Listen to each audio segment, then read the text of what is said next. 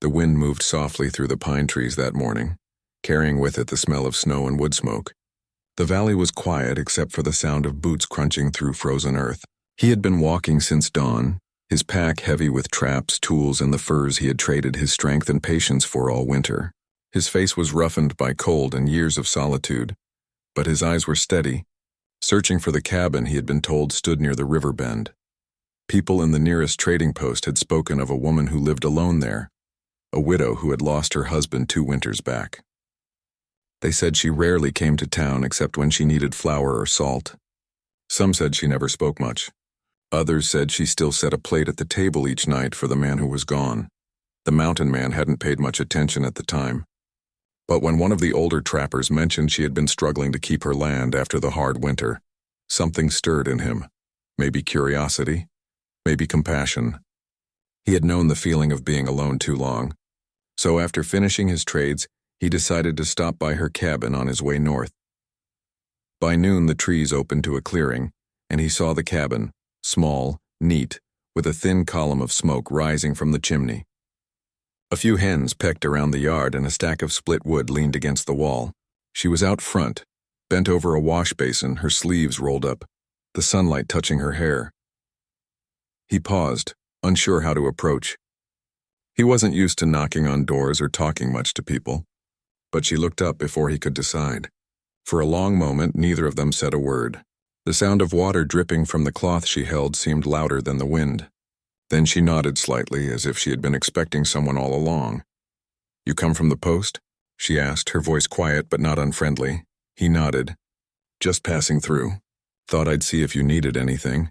She studied him for a moment, cautious but calm. "Don't get many visitors out here."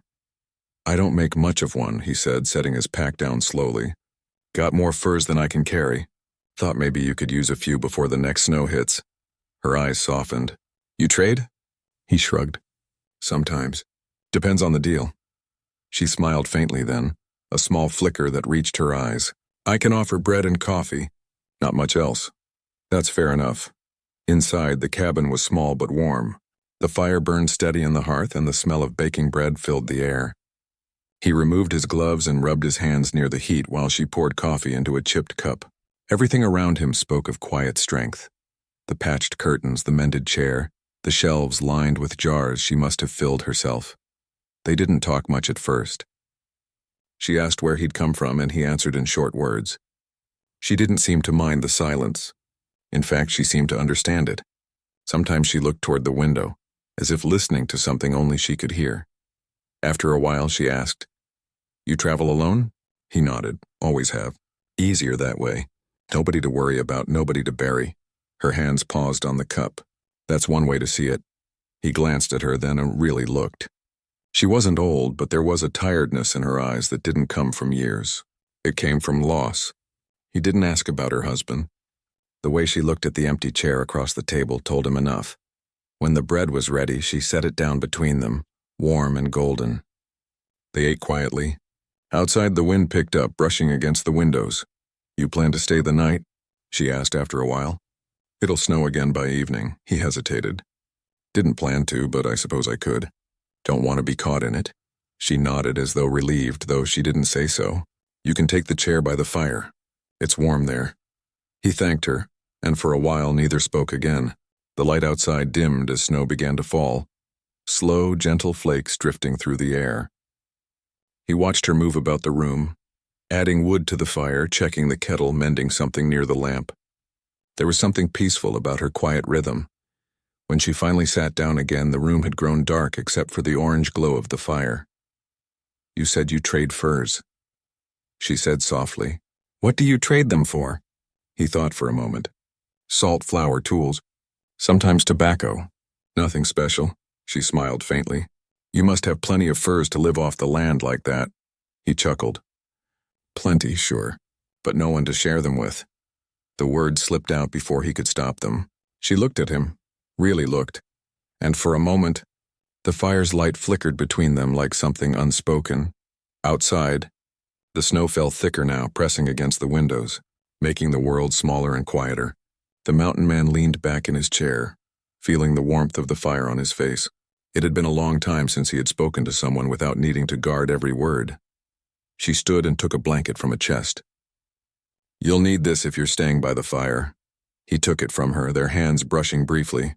Her touch was light, but it sent a current through him he hadn't felt in years. "Thank you," he said. She nodded, though her eyes stayed on his for a heartbeat longer than before. Then she turned away, busying herself with the lamp. As the night deepened, they spoke more easily. He told her about the high mountains, the frozen rivers, the wolves that sang at night. She told him about the long winters, the way loneliness sometimes crept in through the cracks of the cabin no matter how tightly she sealed them. "It's strange," she said quietly, staring into the fire. "When my husband was alive, I used to wish for quiet days. Now I'd give anything to hear another voice in the house." He looked at her, unsure what to say. Finally, he said, "Maybe quiet can be too much of a good thing." She smiled sadly. "Maybe." The snow kept falling outside and the fire burned low. At one point, she fell silent for a long while, staring into the flames. Then she said, almost to herself, "I sometimes think the world forgets people like us. The ones who stay behind." He shifted in his chair. "I reckon the world forgets everyone eventually. That's why we have to remember each other." She looked at him then, her eyes glistening in the firelight. The silence that followed wasn't heavy. It was warm, full of something that didn't need words. He reached for another log and placed it on the fire. The sparks rose, lighting the room again. "Tell me," she said suddenly, a hint of curiosity breaking through her quiet tone. "If you could trade all those furs of yours for something you really wanted, what would it be?" He smiled faintly, staring into the flames. "I suppose I'd trade 10 furs for one good night's rest. A warm meal. Maybe a bit of company." Her lips curved just slightly, though she looked down to hide it. "That's a fair trade." He met her eyes. "Maybe. Or maybe I'd be getting the better end of it." For a while, neither of them said more. The fire crackled softly. The storm outside grew stronger, the wind howling through the valley. But inside the little cabin there was warmth, the kind that came not just from the fire, but from being seen, being understood, even if just for a night. As the snow piled higher against the door, the mountain man realized he hadn't felt this kind of peace in years. And though the words hadn't yet been spoken, something told him that this night, this quiet, simple night, might change the course of both their lives. The storm did not stop through the night. The wind blew against the cabin walls, but inside the fire kept them warm. The mountain man slept lightly in the chair, wrapped in the blanket she had given him. From time to time, the firelight flickered over his face, showing lines that told of long winters and silent years. At dawn, the snow had covered everything. When he stepped outside to check the weather, he found the world buried in white. The trees bowed under the weight, and the river was almost hidden beneath ice. He stood there for a moment, breathing in the cold air. It was peaceful in a lonely sort of way. Inside, she was already awake, kneeling by the fire and stirring a pot of porridge. Her hair was tied back loosely, and her hands moved with quiet skill. She looked up when he came in, brushing the snow from his coat. "Looks like you won't be leaving today," she said softly. He nodded. "Not unless I fancy freezing halfway up the mountain." "You could help with the wood pile then," she said, a small smile forming. "If you don't mind work before breakfast." He chuckled. "Work's all I know." They spent the morning side by side, splitting and stacking wood behind the cabin. The air was sharp and the sound of the axe echoed through the clearing. She worked steadily beside him, not speaking much, but the silence between them was comfortable. Every now and then he caught her watching him, and he couldn't help but smile. When they went back inside, she handed him a bowl of porridge. "You've done half my work for the week," she said. "I'll have to find something else to keep you busy." "I'll take payment in more coffee," he said, half teasing. That made her laugh, a soft sound that filled the small room. It was the first time he had heard her laugh, and he realized how much it changed her face, lighter, brighter, like sunlight breaking through clouds. As the day went on, they talked more. He told her stories about the mountains, the times he'd spent alone with only his rifle and the stars. She listened closely, her eyes wide, as though trying to picture the world he came from, wild, untamed, endless. "You must see things most people never do," she said. He nodded. "Maybe, but there are things I miss too. Things you can't trap or trade." She tilted her head. "Like what?" He looked into the fire before answering. Company. A voice that isn't my own. A place that feels like it remembers me. She was quiet for a moment. I think I understand that. As the day passed, the storm eased. The wind grew softer and the light outside turned gold with sunset. He fixed a loose hinge on her door and repaired one of the shutters. She baked bread again and made stew for dinner. It felt strangely easy, like they had known each other longer than a single night. After supper, they sat near the fire again. She was sewing something, and he was carving a small piece of wood, a habit he had from long nights alone. The steady rhythm of her needle and the slow scrape of his knife blended with the crackle of the fire. You don't talk much, she said after a while, not looking up from her sewing. He smiled. Never had much reason to. Do you miss it? Talking, I mean. He thought about it. Sometimes. But talking's easier when someone wants to listen. She glanced up, meeting his eyes for a second, then returned to her work. It's the same with listening. It's easier when the voice feels honest. That made him pause. Her words sat between them, gentle but heavy. He wanted to ask her more, about her husband, about the days after he was gone. But something told him not to. Some things didn't need asking to be understood. Later, when it was time to rest, he offered to sleep outside, saying he didn't want to take her space. But she shook her head firmly. No one should sleep in the cold tonight. You stay by the fire, he didn't argue. The truth was, he didn't want to leave the warmth. Not just the fire's warmth, but the feeling that had grown between them. The next morning, sunlight broke through the clouds. The valley sparkled under a blanket of white, the snow glittering like 1,000 small stars. She stood by the door looking out at it. It's strange, she said softly. I've seen snow all my life, but it still feels new every time. He joined her, resting his hands on the doorframe. That's how you know it's worth staying for. She smiled at that. You speak like a man who's learned to notice small things. When you spend enough time alone, he said, the small things are all you've got. They spent that day clearing a path to the river. She showed him where she used to fish with her husband, where the water was deep and clear in the warmer months. He listened quietly, letting her words fill the space. Every story she told painted a picture of a life that had been full once. Laughter, shared work, quiet evenings like this one. He could tell that those memories still lived in her heart, even if they hurt to touch.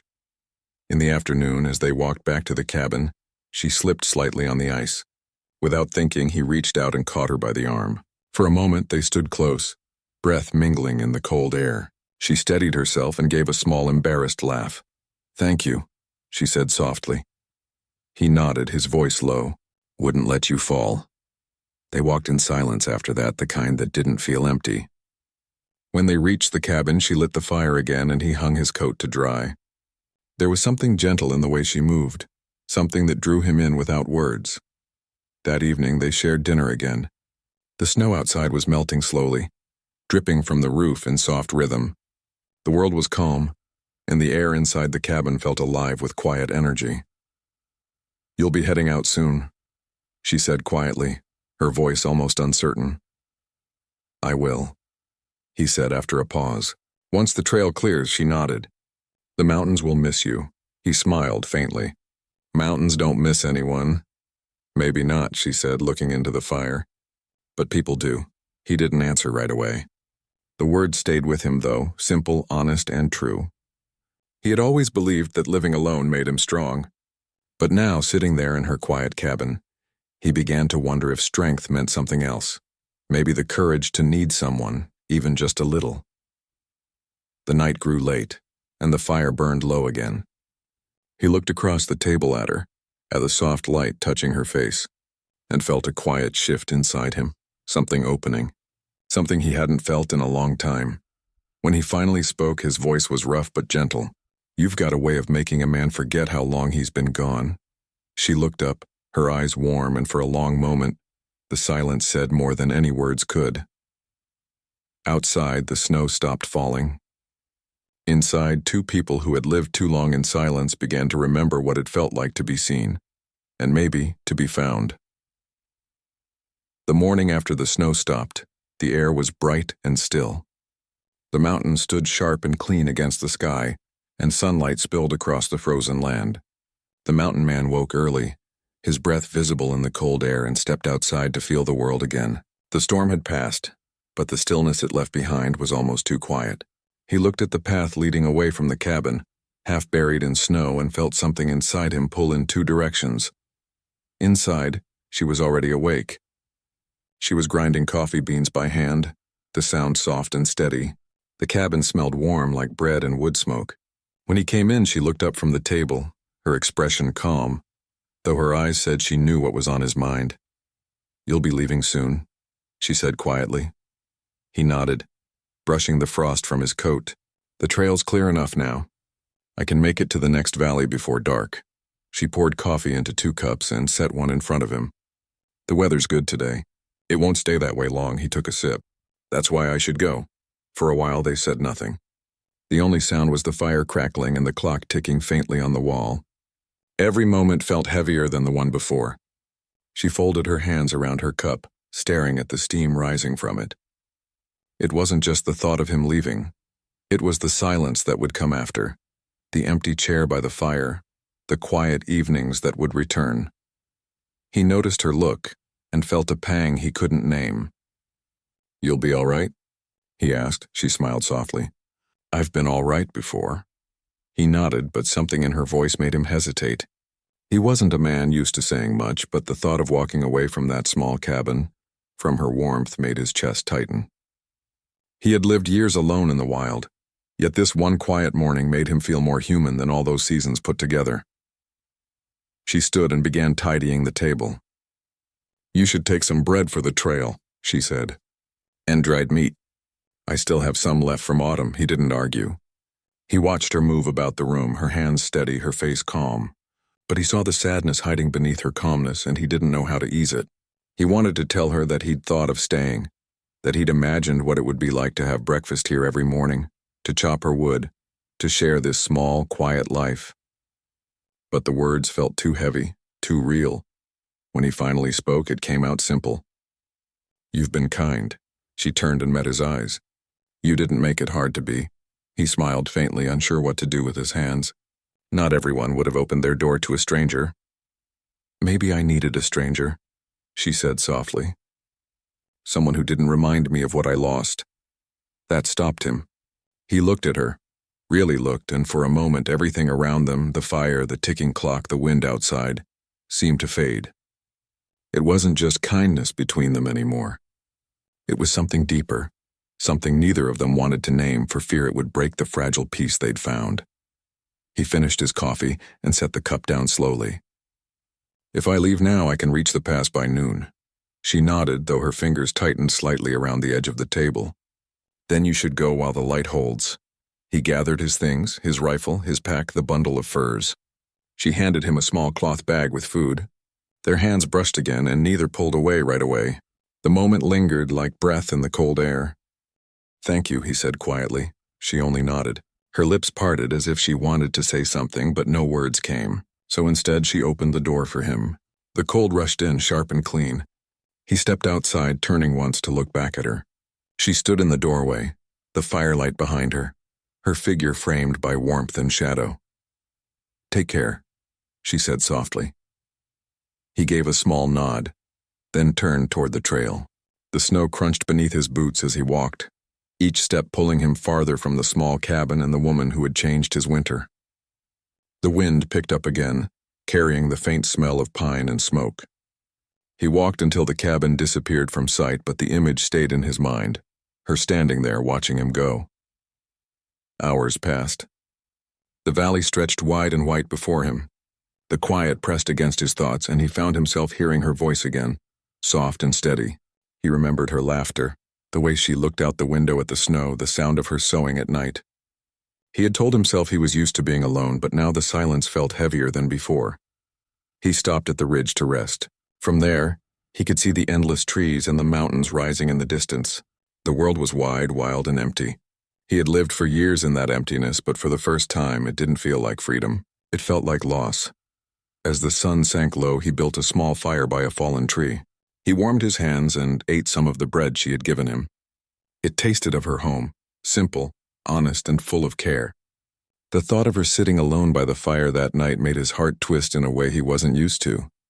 He looked toward the mountains and whispered to himself, "Maybe I was meant to come this way." The wind answered in its own voice, sweeping through the trees. He sat there long after the fire burned low, staring at the flames, thinking about how strange it was that a man could spend half his life looking for peace and then find it only to walk away from it. Back at the cabin, she sat by the fire, her sewing untouched in her lap. The room felt too quiet now.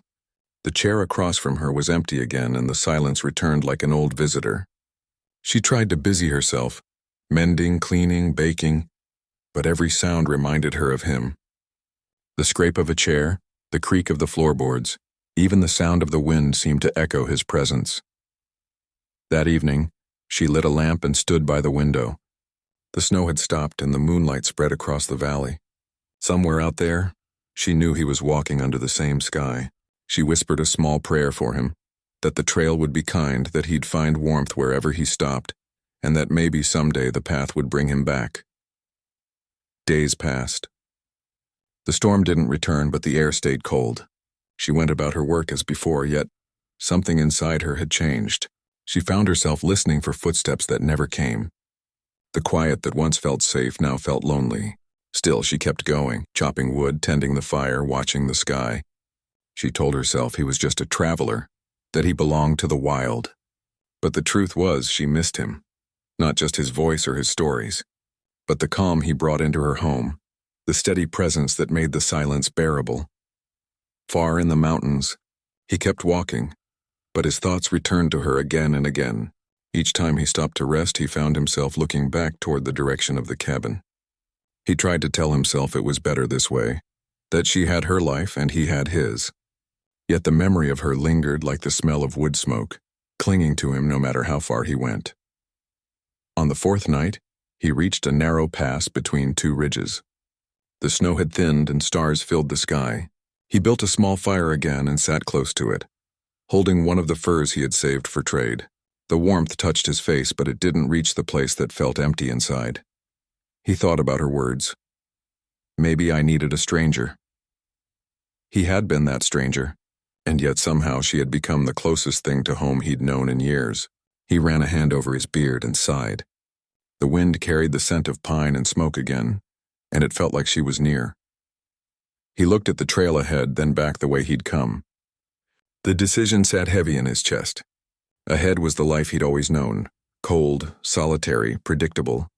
Behind was something new, something he didn't have a name for. It scared him because it meant caring again. It meant risking the part of himself that had stayed frozen for too long.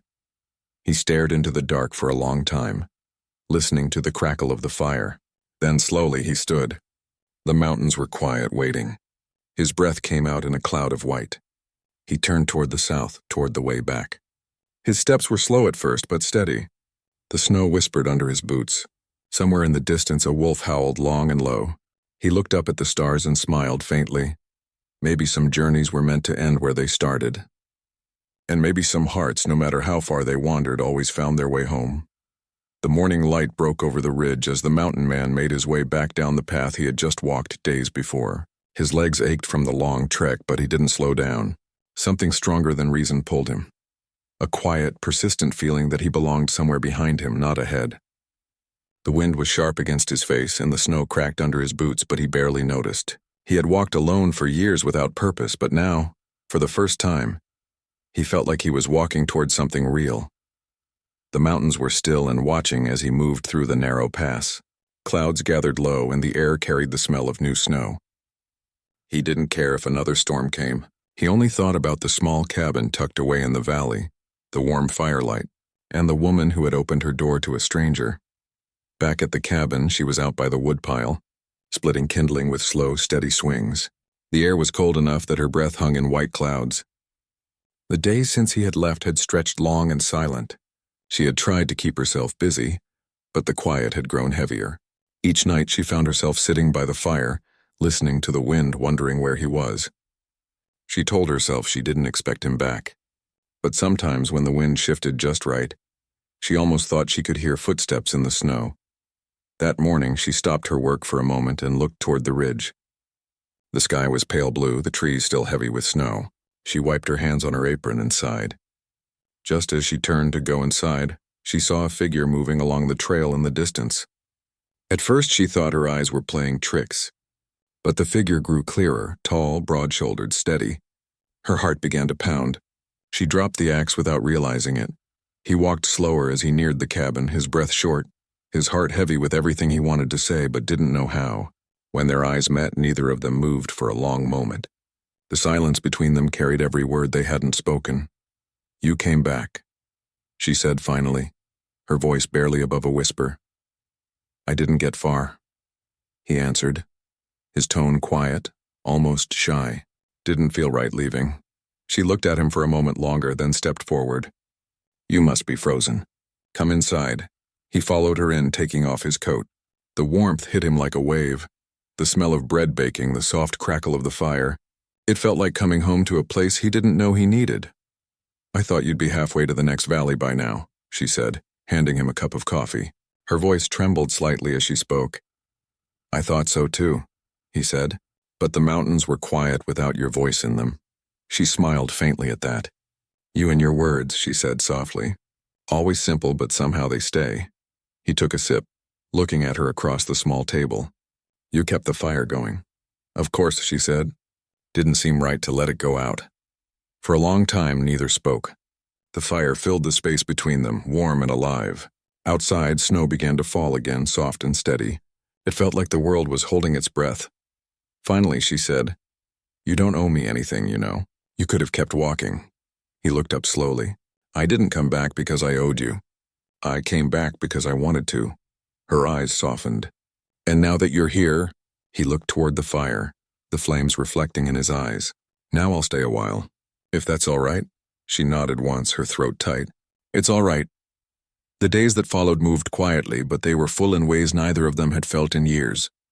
They worked side by side, chopping wood, mending fences, tending to the small garden behind the cabin.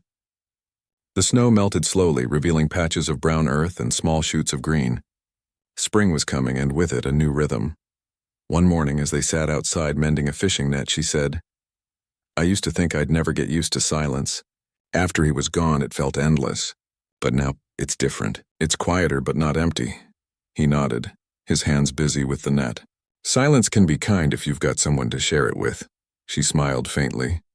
"You speak like a man who's thought about these things too long." "I've had a lot of time to think," he said, glancing up at her. "Not much to say it to." "That for this," he said, and he meant every word. There was no need to say more. She reached for his hand, and he took it, their fingers fitting easily together. They stood like that for a long while, watching the sun rise over the mountains, both of them silent but full. Time moved forward, as it always does. The seasons turned again.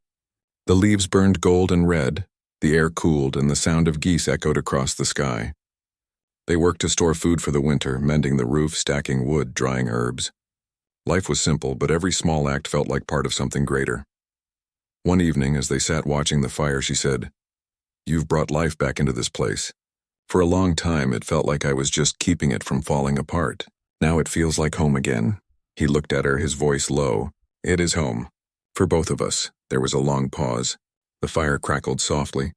Then she said, "Do you ever miss the man you were before you came here?" He thought about it. "I don't think about him much. He was just trying to survive. Now I'm learning how to live." She smiled at that, her eyes warm. "And you're doing a fine job of it." The next morning he woke early and went out to the ridge again. The air was cold and mist rolled through the trees. He stood there a long time, thinking of everything that had brought him here. The years of wandering, the silence, the storms. He realized that none of it had been wasted. Every lonely mile had led him to this quiet life, to the woman who had opened her door to a stranger and, without meaning to, given him a reason to stay. When he returned to the cabin, she was waiting with 2 cups of coffee. She handed him one, and they stood outside together watching the first snowflakes of the new season fall. "It's starting again," she said softly. He nodded. "It always does. But it's different this time," she added. "Because now when the snow comes, I won't be waiting for someone who's gone. I'll be standing beside someone who's here." He looked at her then, really looked, and felt something quiet and steady move through him. It wasn't excitement or longing. It was peace. The snow fell harder, covering the ground in white. The cabin stood small against the vastness of the mountains. But there was warmth inside, the kind that lasts longer than fire, the kind built from trust, from kindness, from two people who had found each other in the stillness. Later that night, as they sat by the fire, she asked, "Do you ever think about the day we met?" "Every time it snows," he said. She smiled softly. "And would you still trade 10 furs for one night with me like you said that night?" He chuckled quietly, shaking his head. "No, not anymore." "No?" she asked, teasing. He looked into her eyes. "No, now I'd trade the whole mountain." She laughed, a sound full of warmth and light, and leaned back in her chair. The fire burned steady. The snow whispered against the window. And outside, the mountains kept their silent watch. And in that small cabin, two hearts that had once belonged to the wilderness had found something stronger. Not wildness, not adventure, but home.